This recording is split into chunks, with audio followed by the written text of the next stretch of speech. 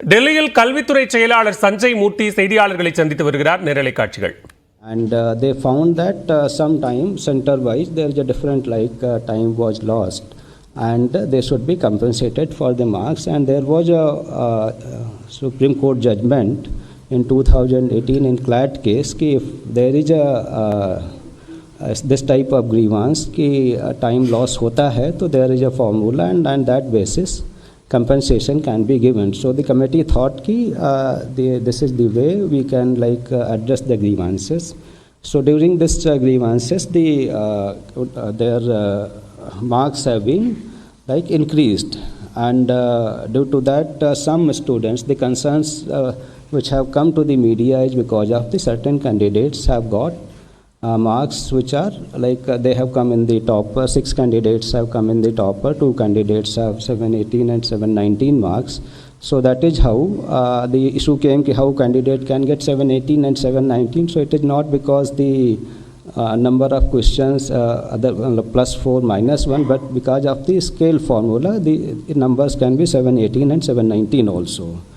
So we have analyzed all the things and transparently, and then declared the result. So this problem was happened out of 4,750 centers, it was limited to few 6 centers, and out of 24 lakhs it was only 1,600. So the integrity etc. of this exam throughout the country was not compromised. And one issue which was happened in Savai Madhavpur, that because of wrong Hindi English distribution, we took the action immediately, and because by that time at every center candidates were inside. So the question paper in social media was I think around 4:29 p.m. after the start of 2 hours 28 minutes later.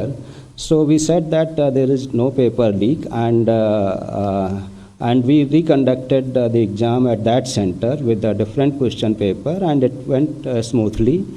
And then there were allegations from some other centers that there is a possibility of paper leak. So we all again analyzed our system and denied that report through the press release on 6th of May.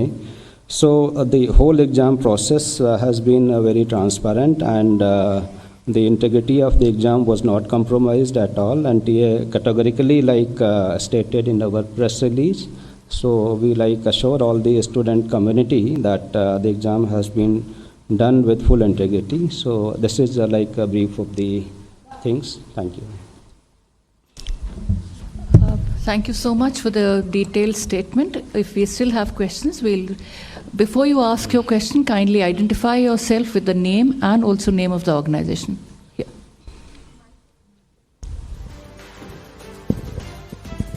Sir request है एक बार आप हिंदी में larger audiences के लिए थोड़ा please explain कर दीजिए, because a lot of Hindi channels are also here. और क्वेश्चंस इन हिंदी जी, और एक सवाल जो मैं दोबारा बता दें ताकि जी, और साथ ही में सर सवाल ये पूछना चाहेंगे कि एनटीए ने अपनी तरफ से तमाम नाम और ऑर्गेनाइजेशंस मैम मेरा नाम मिलन शर्मा है, मैं आज तक से हूँ.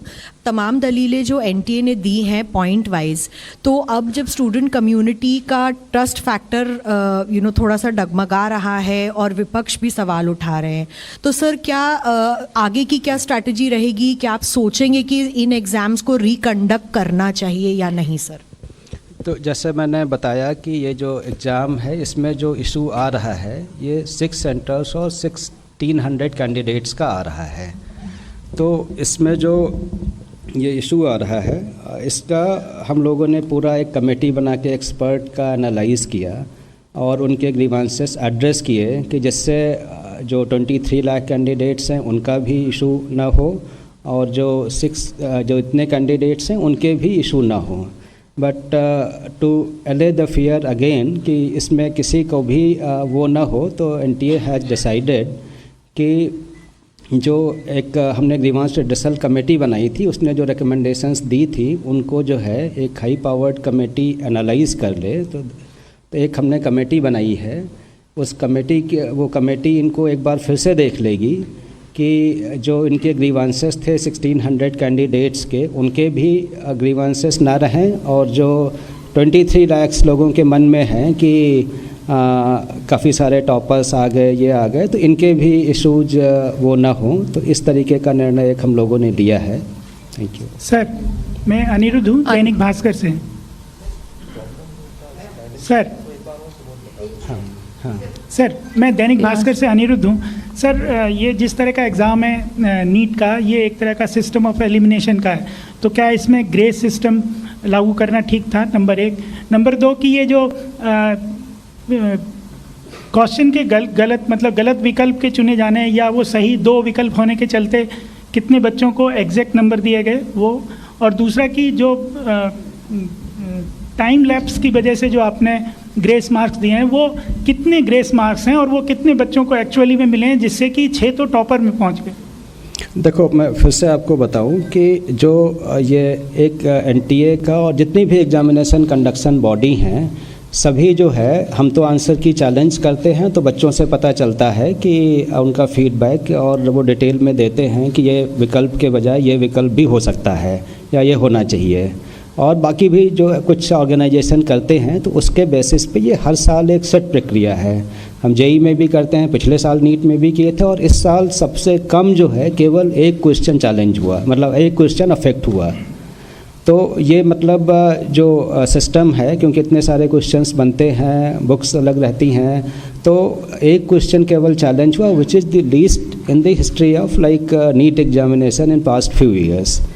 तो एक तो ये हो गया। दूसरा जो इनका जो बच्चों का जो 1563 बच्चों का हमने वो किया, तो इनके जो मार्क्स रिवाइज होके भी कई बच्चों के मार्क्स जैसे नेगेटिव में थे, तो नेगेटिव से नेगेटिव में ही रहे, -20 रहे, और कुछ बच्चों के मतलब टॉपर साइड में आ गए। और इनका जो 1563 का है, उसमें से 790 बच्चे क्वालिफाई किए। 790 बच्चे मतलब उनका जो परसेंटेज है 50.54% है। जबकि जो टोटल जो 23,33,000 बच्चे अपीयर हुए थे, उसमें से 13,16,000 बच्चे क्वालिफाई किए, उनका परसेंटेज 56% है। तो कहने का मतलब जो जिनको कंपनसेशन किया गया है, उससे ओवरऑल क्वालिफाइंग क्राइटेरिया में या किसी में फ़र्क नहीं पड़ा। और जो इनका एवरेज भी है, जो बिफोर कंपनसेशन 164 नंबर का था और आफ्टर कंपनसेशन 192 नंबर का था।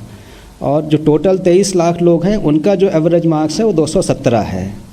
तो कहने का मतलब इनका जो कंपनसेशन के बाद भी एवरेज मार्क्स कम रहता है। अब इशू ये आता है कि केवल एक सेंटर पे इतना क्यों आया, तो उस सेंटर को भी हमने एनालाइज़ किया। उसका जो एवरेज मार्क्स थे वो 235 थे, मतलब जो 23 लाख बच्चों का एवरेज है उससे उनका ज़्यादा था। तो कहने का मतलब रिलेटिवली द स्टूडेंट्स वहाँ पे